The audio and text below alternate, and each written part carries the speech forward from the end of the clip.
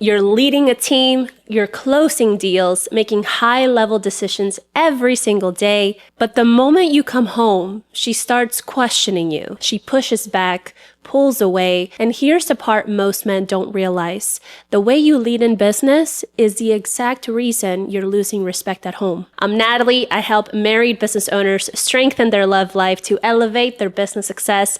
And I've worked with men doing multiple millions a year who felt completely disrespected in their own home. That's a terrible feeling. In this video, I'll show you why highly successful men lead differently in their marriage and how that shift earns them respect, deep connection, sexual attraction, and full support from their wife. You can use this starting tonight. Install a weekly leadership rhythm. It's a leadership standard, no matter what. The mistake that most men do is you only talk about the relationship when something is wrong. Why? Why do that? It doesn't go anywhere that you wanted it to go. Bottom line in the story. So why always focusing on what's going wrong? What you focus on grows, whether it's positive or negative. So if you focus on the wrong, guess what's going to happen? It's going to continue to grow. Intimacy dies. But when you focus on appreciation, valuing her, listening to her, that grows. And you start to have her more in your team and more involved in what it is that you're doing that she wants to support you in. It's not rocket science. It's not. It's that simple. But it's a matter of, are you willing to do this? So every conversation, when you focus on the wrong, it's tension. That doesn't make anybody want to sleep with anybody. So what you can do instead, again, the practical action here is set a fixed weekly 20-minute leadership conversation. The priority that you make to your clients should be the exact urgency and priority that you would make for your wife. Anytime a client wants to meet with you during a time that it's a fixed weekly conversation between you and your wife, you don't just say, sorry, I'm busy with my family then. You don't want to say that. I'm like, sorry, I am blocked out at this time, but I can meet with you this or this or this time.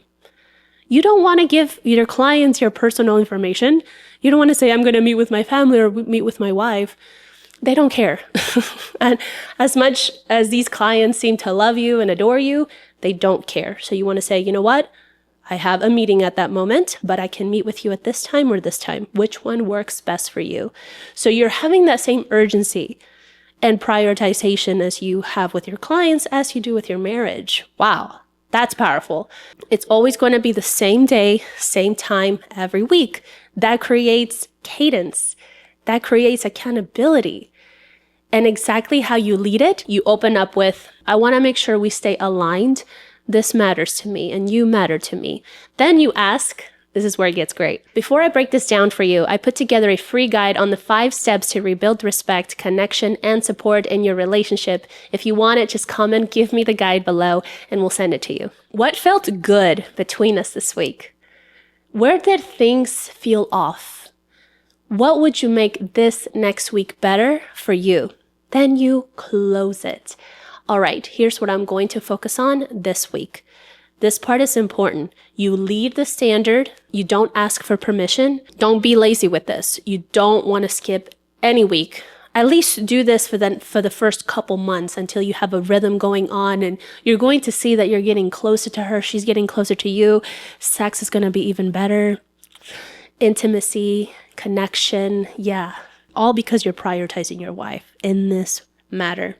So it also increases predictability, right? You're a routine kind of guy. Emotional safety, forward movement, progress. And this is where things shift long term. Less tension during the week, more connection, more openness, more decisiveness, which also leads you to, you're getting more support, more respect that you've been craving just by doing this one thing alone. You also want to be able to replace correction with direction. The mistake that most men make is they correct her in real time, and that is unattractive to a woman. Her tone, her decisions, how she handles things, that kills respect fast from a woman. And what you can do instead, this is a practical action. Stop correcting in the moment and set direction later. So when do you do this? not during tension. Later that day or next morning when things are neutral, you're thinking clearly, there's no emotions bottled up. This is exactly what you need to say. Hey, there's something that I want us aligned on. When things get tense, I don't want us turning on each other. I want us solving things as a team. Then you stop talking. Let her respond. Give her the room to respond. Let me tell you why this works. You're not reacting. You're being civil. You're setting the frame, and that's what leadership is. You're setting it. You do not want to do this. Don't say this emotionally, obviously. Don't bring up 5 past examples. Don't over-explain. That's annoying to you. Keep it short, clean, done. And before I go deeper into this, if you want the exact framework to lead these conversations without pressure or conflict, I highly recommend you say, give me the guide below, and we'll send it over to you. The mistake that they make is she gets emotional, and then you react fast. That's when you lose completely. You get defensive, you start to explain, you even shut it down, and it just escalates from there. It's not the result that you want. So here's what you can do instead. Again, this is a practical action. Your job in the first 60 seconds is to slow it down. Here's exactly what to do. You lower your voice. You don't match hers. You lower the pace and you say, I'm not against you. Talk to me. I'm here to just listen. And you want to follow through with that. Do not interrupt. Don't interrupt her.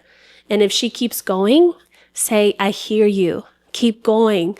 Tell me more about that. What do you mean by that? Encourage her to keep going and talk. Women love to talk. We do.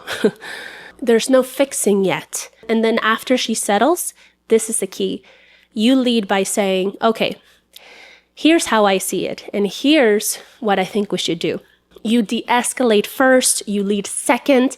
Most men try to lead when she's escalated. That never works.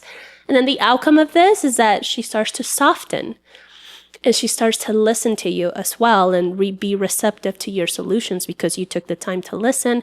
She becomes open again with you. And this is directly tied to attraction. Listen, listen, and listen. So if this is hitting for you and you're realizing that the issue isn't your success, it's how that success is showing up at home, then comment, give me the guide below, because we're going to send you the exact steps to rebuild respect, connection, and support in your relationship. It's right there for you.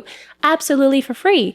And if you want to understand how high performing men actually lead in a way that increases attraction, loyalty, and deep connection with their wife, you need to watch this video next here. I break down the leadership shift that separates average husbands from elite leaders in their marriage. Click it right here and we'll see you in the next video. Bye.